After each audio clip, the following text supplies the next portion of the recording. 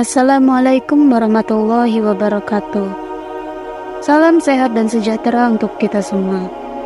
Sahabat beriman yang dirahmati Allah Subhanahu wa Ta'ala, pada kesempatan kali ini kita akan mendengarkan kisah tauladan dari salah satu sahabat Nabi kita Muhammad Sallallahu Alaihi Wasallam, yaitu kisah Utsman bin Affan yang kaya raya namun tetap dermawan.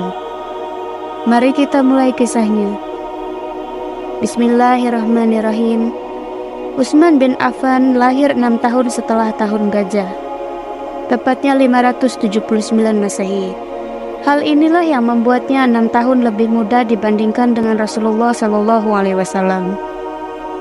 Ia lahir di Taif, daerah subur kawasan Hijaz, sebuah wilayah di sebelah barat Laut Arab Saudi. Dengan nama lengkap Utsman bin Affan. Dia terlahir dari keluarga bangsawan yang kaya raya dan berpengaruh dari suku Quraisy, silsilah Bani Umayyah. Ayahnya merupakan saudagar kaya di Mekah dan pembesar kaum Quraisy. Sepeninggal ayahnya, Utsman ditinggalkan harta warisan yang sangat besar, hingga akhirnya Utsman mengikuti jejak ayahnya menjadi seorang pedagang dan mengembangkan bisnis ayahnya dengan sangat baik. Tidak sia-sia, ia menjadi salah satu saudagar terkaya dan terpandang di antara kaum Quraisy di Mekah. Utsman bin Affan mendapat gelar satu-satunya dari Rasulullah Shallallahu Alaihi Wasallam, yaitu Dzun-Nurain, yang berarti pemilik dua cahaya. Ia diberi gelar demikian karena tidak ada seorang pun sejak Nabi Adam alaihissalam hingga hari kiamat yang menikahi dua putri Nabi Muhammad SAW selain Utsman bin Affan. Kedua putri Nabi Muhammad SAW itu adalah Ruqayyah dan Ummu Kulsum. Adapun gelar pertama yang disematkan untuknya adalah Al-Muhajir, artinya orang yang hijrah, setelah Utsman bin Affan memeluk agama Islam. Mengutip dari buku yang ditulis oleh Khalid Muhammad Khalid, Utsman rela keluar dari segala kenikmatan dan kemewahan hidupnya demi memegang tanggung jawab dakwah yang melelahkan, penuh resiko, menguras tenaga dan juga pikiran. Utsman bin Affan menyumbangkan 1000 unta dan kuda untuk kaum muslimin. Dikisahkan pada saat Rasulullah Shallallahu Alaihi Wasallam dan beserta para sahabat tengah melakukan perjalanan ke kota Madinah. Namun saat hendak menetap di sana, mereka menemui permasalahan air bersih.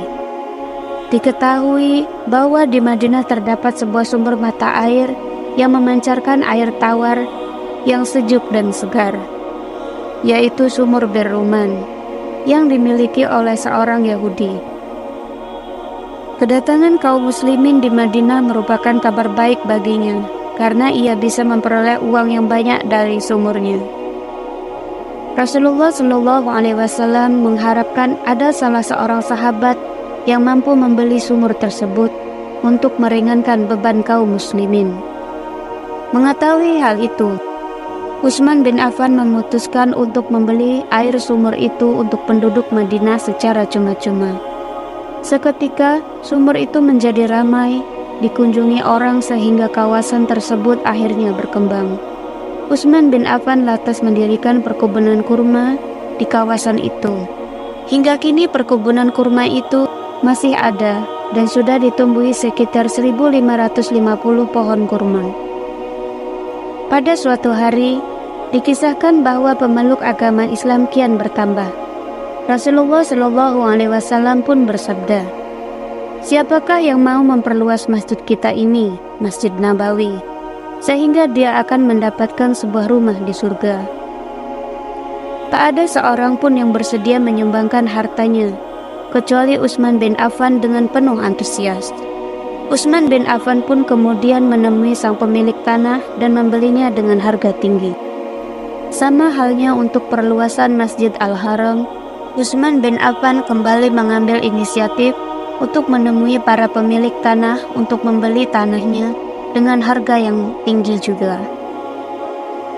Tidak sampai di situ saja, kali ini saat terjadi perang Tabuk tahun 9 Hijriah, Rasulullah Shallallahu Alaihi Wasallam mengalami kesulitan perihal perbekalan untuk kaum muslimin yang diberangkatkan untuk menghadapi pasukan Romawi.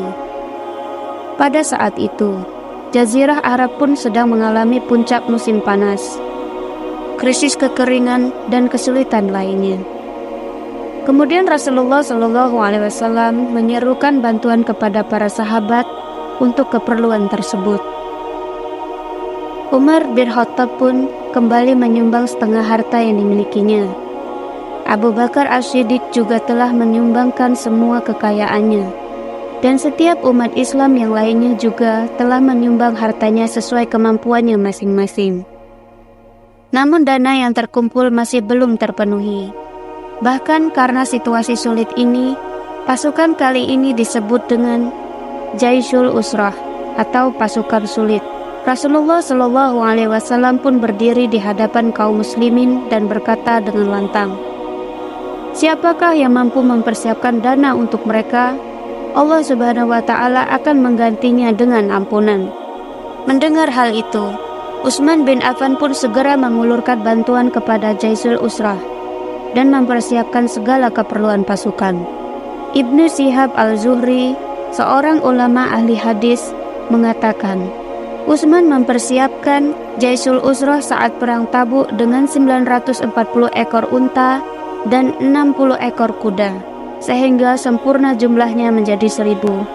Salah seorang sahabat Rasulullah Shallallahu Alaihi Wasallam, Huzaifah, pun berkata bahwa Utsman datang kepada Rasulullah sambil membawa 10.000 dinar yang diserahkan dengan kedua tangannya. Dan Abdurrahman ibnu Auf, seorang sahabat Nabi lainnya, ia pun berkata, "Aku pernah menyaksikan Rasulullah Shallallahu Alaihi Wasallam, dan saat itu Utsman bin Affan datang bersama Jaisul Usrah dengan membawa 700 uqiyah emas." Meskipun banyak harta kekayaan Utsman bin Affan yang telah ia sumbangkan untuk membantu umat muslim, namun kekayaannya semakin bertambah banyak. Bahkan hingga ia wafat pada tanggal 12 Zulhijjah 35 Hijriah, Utsman mewarisi banyak bidang tanah, ternak hingga rekening abadi yang dikelola oleh Kementerian Pertanian Arab Saudi. Hingga kini, hasil dari rekening abadi milik Utsman bin Affan sebagian disumbangkan untuk fakir miskin dan yatim piatu. Demikianlah kisah kedermawanan dari salah satu sahabat Nabi kita Muhammad Sallallahu Alaihi Wasallam. Pelajaran yang dapat kita petik dari kisah ini adalah sedekah tidak akan membuatmu susah. Justru dengan sedekah, harta yang dimiliki menjadi berkah dan semakin bertambah dari segala arah. Terima kasih sudah menonton channel ini ya. Mohon kritik dan sarannya. Semoga channel ini bisa lebih baik lagi. Wassalamualaikum warahmatullahi wabarakatuh.